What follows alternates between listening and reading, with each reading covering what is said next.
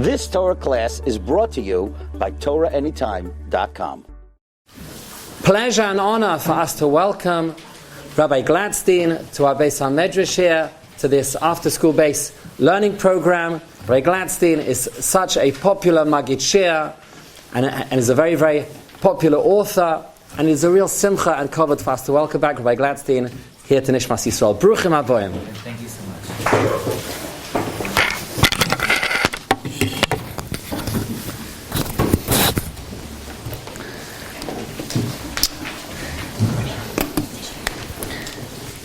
Rishus, Rav Tugendhav Shlita, it's a real honor to be back here in your Beis HaMedrash. This is already my second opportunity to be here, but my first opportunity to be here with the lights on. Because last time it was Shalashudis and Eino Daima Shmiya L'Riya. I want to thank my dear friend Reb Josh Morhaim for bringing me here to London for the last few days. I had the zchus to give many shiurim. This is going to be my final shiur here in London. Achrein chavev. To learn Torah together with Bachrim who are giving from their own time, extra time. There's no greater nadivus, there's no greater nadivus to HaKadosh Baruch Hu. So it's a real honor to be here. I want to thank my dear friend Reb Nassan Weldler, who accompanied me on the trip to help me with the shiurim.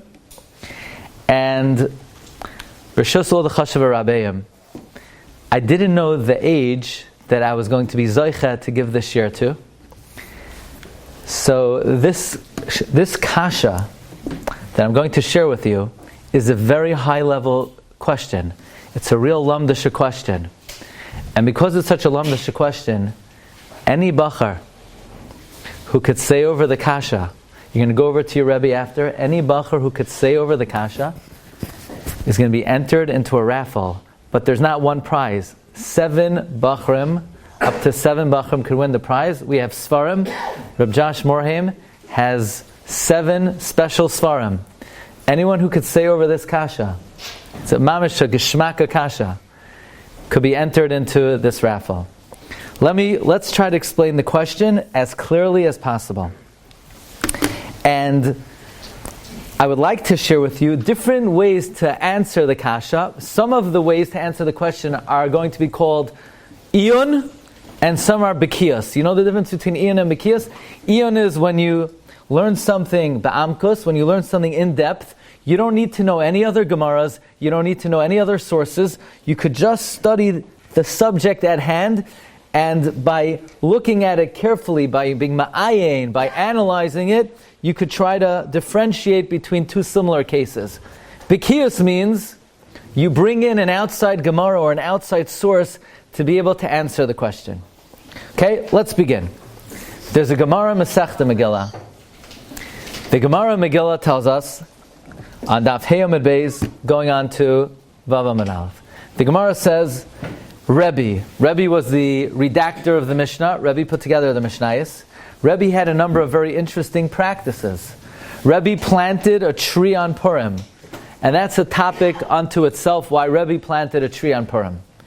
The Gemara says, Rebbe bathed himself on Shiva Asar B'Tammuz. That's a question. Are you allowed to bathe on Shiva Asar B'Tammuz? And then the Gemara says, Rebbe wanted to be Oiker Tisha B'Av. He wanted to uproot Tisha B'Av. Now look, between me and you, I know maybe we would also like to be Oiker Tisha B'Av, but not for the same reason. Rebbe wanted to be Oiker Tisha B'Av. Fine. Comes Tosfos, okay? Tosfos now is going to ask a question on the Gemara. Rebbe wanted to be Oiker Tisha B'Av. And Tosfos introduces the following yesod. The principle is, we know that if you ever learned Masechta Sanhedrin, the Sanhedrin in Klal Yisrael, the courts in Klal Yisrael, they have to decide matters of halacha. If we have a shaila in halacha, we have to bring the shaila to the Sanhedrin.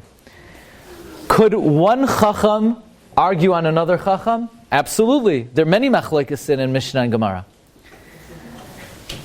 Could one Bezdin argue on another Bezdin? Yeah, of course. However, there's an important idea to bear in mind. And the rule is like this. You ready?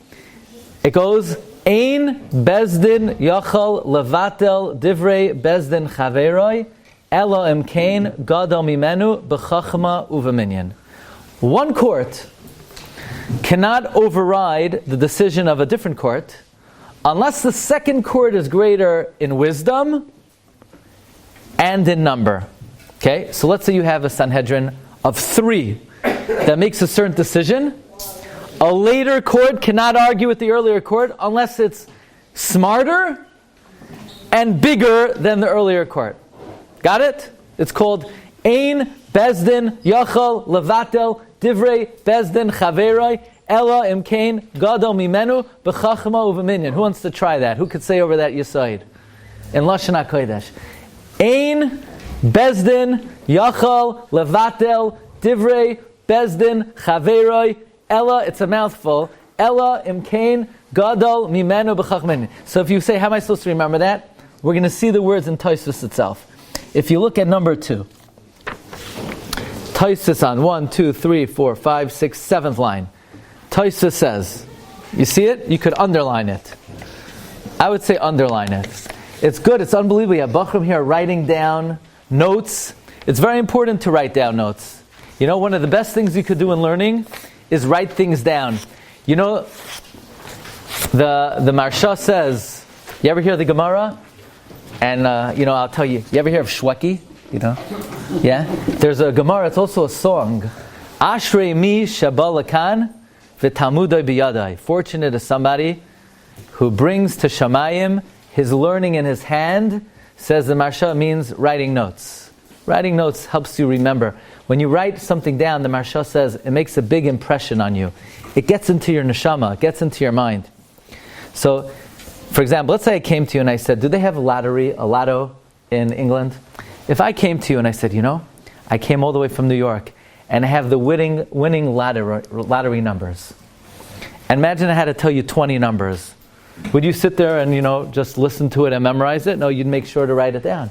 Because maybe you could win £1 million. Yeah?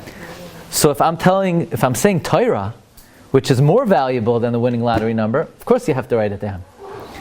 So Tosfos says, Ein Bezdin, look on the 7th line, Tosfos, Ein Bezdin Yachal Levatel Divrei Bezdin Chaveroi Elam Kein Gadol Menu B'Chachmu V'Minyan. That's the question. Okay, let me explain the question. Rebbe wanted to uproot Tisha B'Av. Who made up Tisha B'Av? Which Chachamim made up Tisha B'Av? The Chachamim that lived a very long time ago. They were all the way back in the times of the Nevi'im. You know which Navi talks about Tisha B'Av? Zechariah HaNavi. So that was a very early Bezdin. And the Gemara says Rebbe wanted to uproot Tisha B'Av. How could Rebbe uproot Tisha B'Av? Rebbe was much later than the earlier court. Was Rebbe smarter than the earlier court? No. Was Rebbe's Bezdin bigger than the earlier court? No. So Tosfos wants to know, how could Rebbe have tried to uproot Tisha B'Av, but the rule is a later court cannot uproot the ruling of the earlier court unless they're greater in wisdom and in number. That's the question of Tosfos. That how could Rebbe have tried to uproot Tisha B'Av, but Rebbe's court was not greater than the earlier court? Anybody want to say over the question of Tosfos? Just to say over the question. Yeah. That how can Rebbe want to uproot Tisha B'Av if the court who did it beforehand, which were much greater, smarter, and bigger in number than him, who did it before, how can he uproot it? Mamish Gavaldik. Beautiful, beautiful. That's Tosfos' kasha. That's Tosfos' kasha. You ready for Tosfos' answer? You ready? Answers Tosfos. It doesn't mean that Rebbe wanted to uproot Tisha B'Av. Tosfos reminds us of a Gemara at the end of Masechta Tainis, that Rabbi Yochanan said that if he would have been around when Tisha B'Av was made up, he would have made, I'm telling you now, the second answer of Tosfos. I'm going to skip the first answer now, because we're going to focus on the second answer of Tosfos. Tosfos says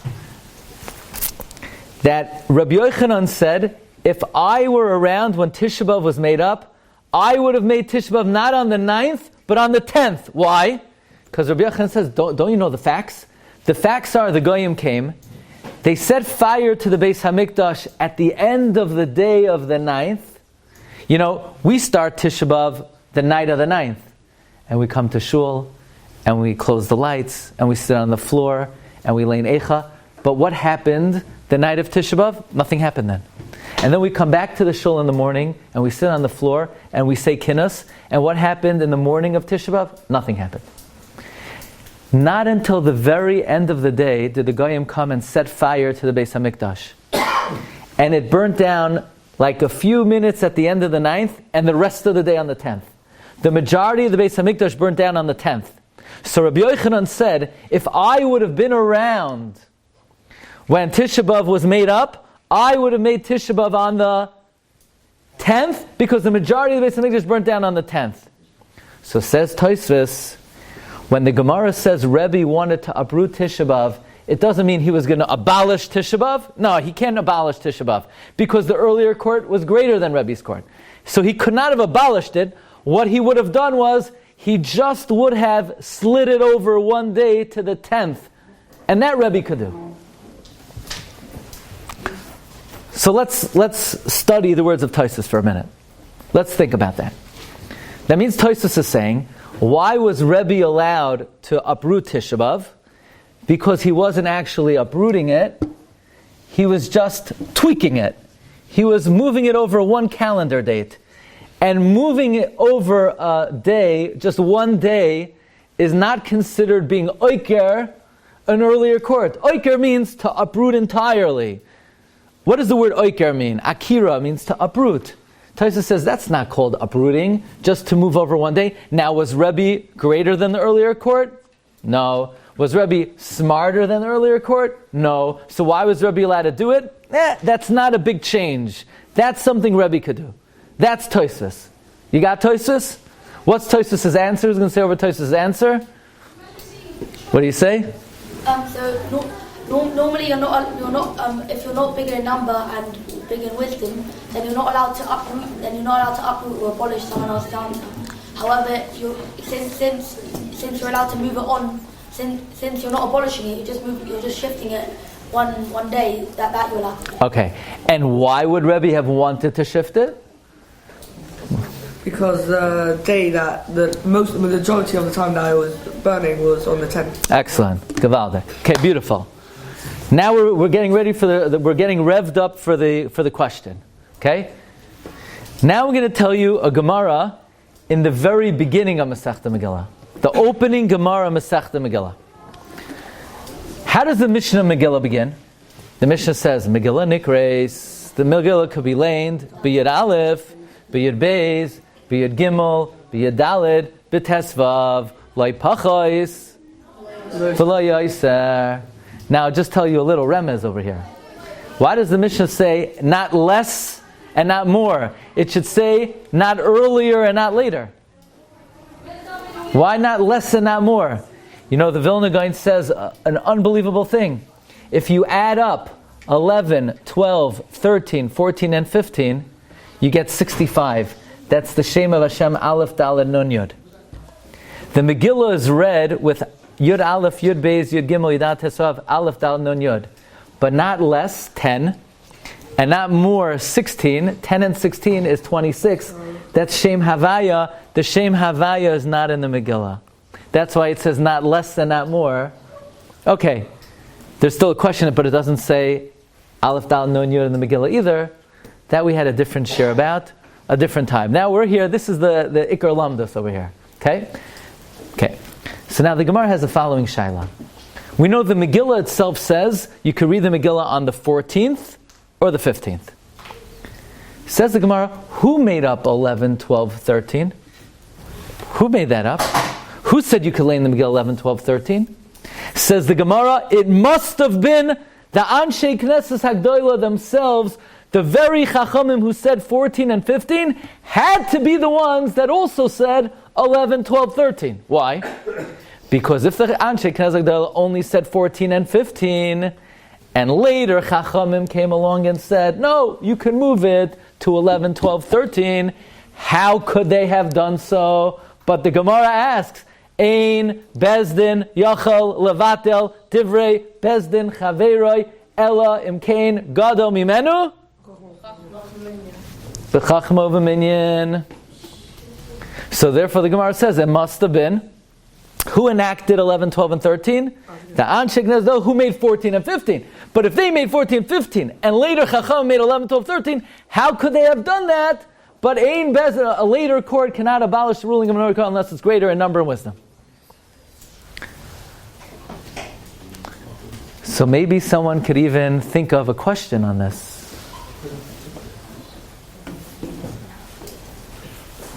Maybe somebody could even think of a question on this. Yes? Because it says in the Tosfos we just learned that you can move it just a bit and tweaking it. It's allowed. Gewaldig. Say it again. Say it again. Because in the Tosfos we just learned, we said a based in can only override the same another based in if you're only just tweaking it or moving it along another day. But the Gemara here says, how can they have moved it if that's not allowed? What's this Chashav Bacher's name? Tzvi. So Reb Tzvi is asking Mamisha an amazing question. This is the question of the pre-Chodash. Reb Tzvi is asking, why does the Gemara say that 11, 12, and 13 had to have been enacted by the Anshei Knesset Hagdolah? Because if it was enacted by later Chachamim, how could they have done such a thing? But a later court cannot abolish ruling of an early court unless they're greater in wisdom and number. But we just saw in Tosfos that the rule that a later court cannot abolish ruling of an early court is only if they're uprooting it completely. But if they're just pushing it off and tweaking the calendar date, that's not a violation of Ein Bezdin Yachal Levatel Divrei Bezdin Chaveroi Elam Kain Gadol Mimenu B'Chachma Minyan. Didn't Tosfos ask a question? How could Rebbe have been Oiker Tisha B'Av? And Tosfos says, well, he could do it because he's not uprooting it, he's just moving it over a day. So why then is the Gemara in the very beginning of Megillah so confident that the Anshei Knesset Hagdolah had to have been the ones who were Mesake in 11, 12, and 13? Why can't we say that really the Anshei Knesset Hagdolah only made 14 and 15? And 11, 12, and 13 are later Chachamim. How could they have done that? They're just tweaking the date. You hear the kasha? You understand the question? Who else wants to say over the kasha? First say over the question before I see you have an answer brewing.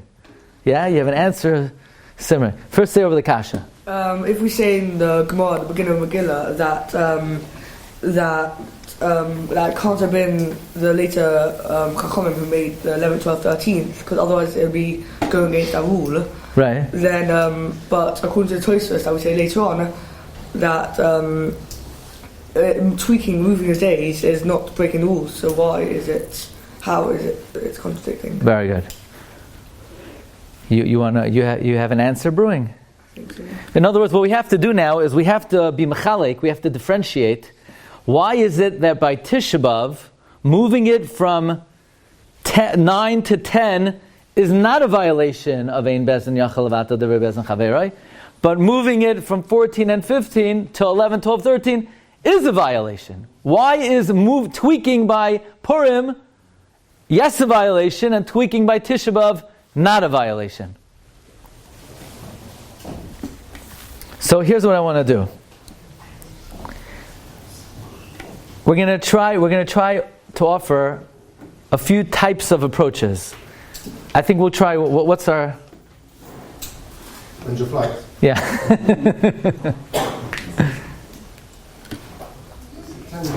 Okay. We're going to try one, let's say, a Bekiyus type of answer and one an Iyun kind of answer. But let's hear what you have to say. Yeah.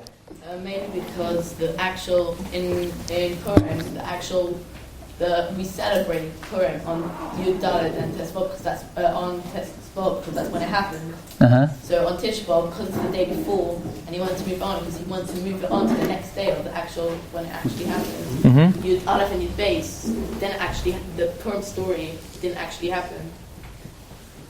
Mm-hmm. Very good. Very good. I'm going to come back to that. Okay. Hang on to that. Put it in your back pocket and don't let go. Okay? Good. Yes? Maybe we're not so stringent when it's like a sad event, but when it's a happy event, we're like more strict. By sad events, We're not so strict. we're not so strict. By happy events, we're more strict. Listen, by Tisha B'Av, it was Churban Beis HaMikdash. It's not so easy to be Oiker, a day that commemorates the Churban Beis HaMikdash. So it's easier to push off. Again, we're not uprooting it entirely. We're moving it. So it's not like we're forgetting about it, we're moving it. So it's okay to move that, but it's not okay to move Purim? Yeah. As Tisha B'Av's going to be okay in the future when Mashiach comes, we're not going to have any fast days, then it's okay to move it because it still happens, like what Yechiel said. It happened on the next day, and it's going to be okay in the future, so it's okay to move it. Okay, so Tisha B'Av L'Asad Lavai is going to be a Yom Tif, so you can move it. But Purim L'Asad Lavai is not going to become Batal, so it's harder to move it. What do you say?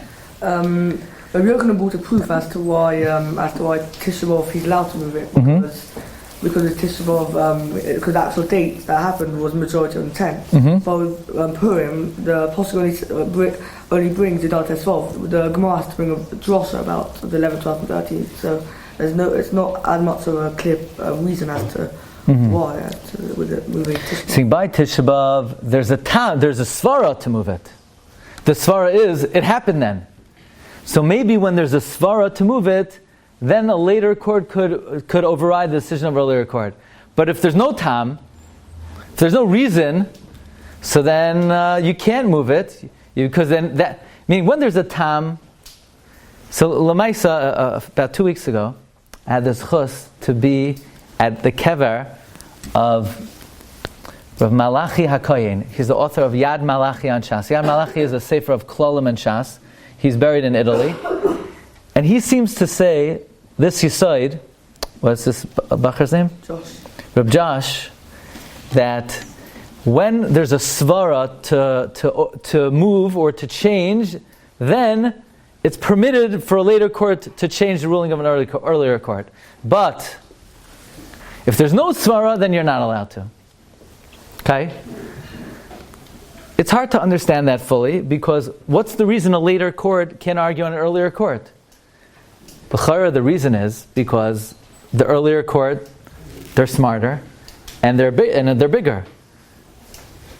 So, no, but I have a svara. Yeah, but they probably knew your svara, and they didn't like it, right? So, is it really... It's not pasha to say that just because a later court has a svara, obviously they're always going to have a reason, otherwise they wouldn't want to change it. But the chiluk you made is very solid. Okay? You want to say something? Wasn't the reason why they changed it for the villagers and for the people in walled cities? However, maybe that wasn't it's a very different reason to it wasn't on that day. The reason in Megillah is because they were doing it. Saying if the reason is we should move it because it's a more meaningful commemoration of Tisha B'Av, because we're moving it to a day that actually happened, so that kind of switch you could do. But if it's just for an outside reason, really it should be this day. Oh, but we're going to make it earlier because they're coming in anyway. That type of switch we can't do. Right? That would be a chiluk. In other words, that's a very concrete distinction between the two cases. I want to share with you two possibilities. One will be Bekiyus, and one will be Iyun. But my offer still stands. Any bacher who could say over this kasha, you say it over to your Rebbe, you enter the raffle, there's 7 prizes available.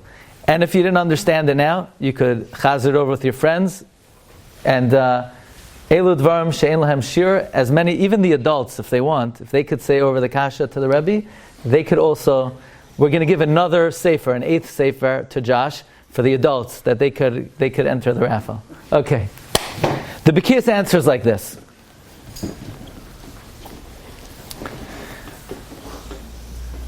When Tisha B'Av was made, did the Chachamim say you need to fast on the 9th of Av? Perhaps not. There is a shita of the Minchas Chinuch that when Tisha B'Av was made up, they only legislated and enacted to fast in the month of Av. The date that was chosen was just a suggestion, but the takana was the month. By Tisha B'Av, the takana was the month of Av. The day of the 9th, that was just Eitzah Tova. That was just a suggestion. It wasn't absolutely mandated. So therefore, Rebbe could come along and push it off to the 10th. Yeah, but he's uprooting the decision of an earlier court. No, he's not. It wasn't a decision of the earlier court to make it on the 9th. They only picked the month of Av. The 9th was just their best suggestion. So Rebbe came and he pushed it off one day. But the Megillah, did Mordechai and Esther say read the Megillah in Adar? Actually, it's not pashut because a very interesting halacha. What's the halacha if somebody is going to be away on Purim? They're not going to be home and they're not going to be anywhere near a Megillah. Could you read it on the 11th and the 12th? Yeah. Could you read it on Rosh Chodash? Yeah. Yeah. The Yushalmi says, if I'm not mistaken, the Pri Megadim brings it down, that since the pasuk says v'hachodesh asher nepach, the whole month was overturned. If for whatever reason you have an extenuating circumstance and you're not going to be Purim in a play, you're going to be in the Sahara Desert, you read in Rosh Chodesh Adar. But Lamaisa, Mordechai and Esther did pick the day. So since they picked the day, to move the day is being oiker the decision of an earlier court. By Tisha B'Av, they never picked the day, they picked the month. How do we know they picked the month? It's interesting because by the Tanaisim it says Tzoim Haravi, Tzoim HaChamishi, Tzoim HaShavi. It says the fast is called the fast of this month. So only the month was legislated. The day was just a suggestion. So to move it, that answer was given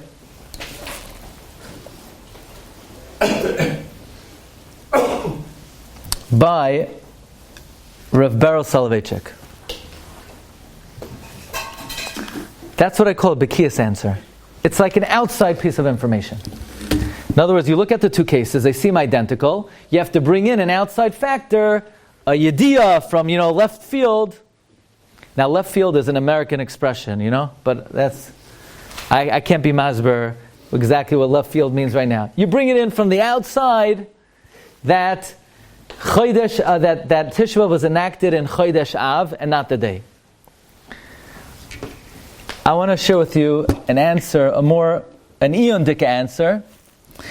It's based on something the Brisker Rav said, and what's this Chashav Bacher's name? Rabbi Chiel, I think, was saying something to this effect, or was Mamash saying it. When the Chachamim were mesakein, which day either to fast or to celebrate? What were they mesakein? Were they mesakein fast this day?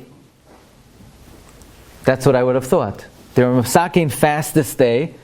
Oh, but I'm allowed to move it off one day. So I see tweaking is not an akira. So then why don't we say the same thing by Purim? They were mesakein Yodala Tesvav. So why can't I move it? Or could we argue, they were not mesakein fast this day. We're not going to say they were mesakein just the month and the day is a suggestion. You know what they were mesakein? Fast on a day that will commemorate what happened on a day that it happened.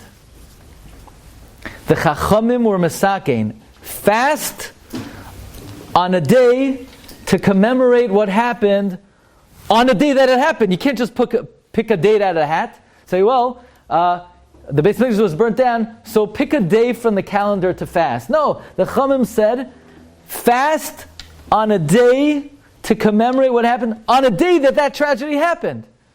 So they fasted the 9th. So Rebbe said, no, I have another possibility. Why don't we fast the 10th? He said, well, you can't be oiker what the earlier court decided.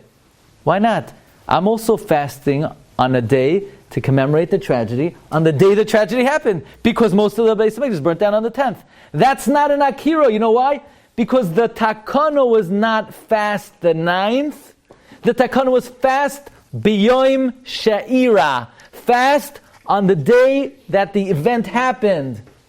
So the 10th is also a day that it happened. But if you're going to move it from the 14th and 15th of Adar, which is the day that we rested from our enemy, biyoim shenachu, that's the day the event happened. You're going to celebrate 11? Nothing happened on 11. Where do you get 11 from? 11 is like a random day from the calendar. Even the 13th. 13th is not a day of celebration. We went to war on the 13th. The 13th would be commemorating on a day that it didn't happen. It didn't happen on that day. Do you understand the distinction? So what we're saying is it's a little bit dakos, but it's not that the Chachamim enacted a day. They enacted to commemorate a day, provided that it's the day that the event occurred. Yom She'ira. And therefore we could say that the 10th of Av is Yom She'ira. The 11th and 12th and 13th is not Yom She'ira. Now, these are, you have a cash on that? If 11, 12, 13 weren't days that the things happened, why did the unshakeness have to add them? So the Gemara says they made a drasha. They were found so good. The answer is it must be that the very Anshe Gazal who made the 14th and 15th saw a remez in the psukim of the Megillah to also make 11, 12, and 13. In other words, the way we read the Gemara is like this. Who made 11, 12, 13? It had to be Anshe Knesset HaGdolah, because if they didn't do it, and Anshe Knesset only did 14 and 15, to then add 11, 12, and 13, that would be a violation of Ein Bezdin Yachal Avato Devrei Bezdin Chaber Elam Ken Gadol Men Mechachomeni. The reason why I wanted to show you two approaches, because in learning in general, the recipe for success is to, like in business, they say you have to diversify. You have to have like different kinds of business. You want to be successful. In learning, you have to diversify. You have to have a seder in Iyun, in deep analysis, in Amelus, and a seder in Bekiyus, so that you have Yediyos. And whenever you have a difficulty in learning, there very often will be two different approaches of how to approach it. Now, I gave a lot of shiurim here over the last couple of days, but I have to say, I had tremendous nachas ruach learning together with you now at the end of the trip, and for me, the trip ended on a tremendous high to be able to learn together on a very high level with Be'ezus Hashem, budding Talmidei Chachamim, and I wish you all bracha v'hatzlacha and afrei lechem Purim. Thank you very much.